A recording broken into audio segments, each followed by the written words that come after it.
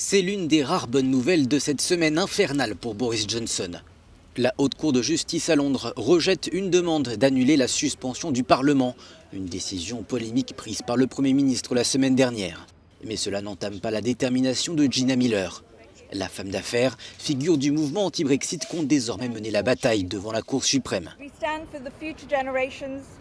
Aujourd'hui, nous défendons les générations futures et la démocratie représentative.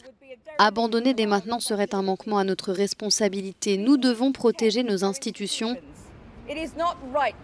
Il n'est pas normal qu'elles soient stoppées ou malmenées, surtout en cette période cruciale de notre histoire. Après un premier échec, le gouvernement va de nouveau soumettre lundi au vote des députés une motion pour organiser des législatives anticipées. Objectif pour Boris Johnson, obtenir toute latitude pour sortir de l'Union européenne avant le 31 octobre. Mais les travaillistes ont rappelé ce vendredi qu'ils rejetaient cette option. Ils auraient trop à y perdre et notamment leur influence au Parlement. Pour organiser de nouvelles élections, il faut de toute façon obtenir les 2/3 des voix. Sans le soutien des travaillistes, ce scénario reste pour l'heure hors de portée pour le Premier ministre.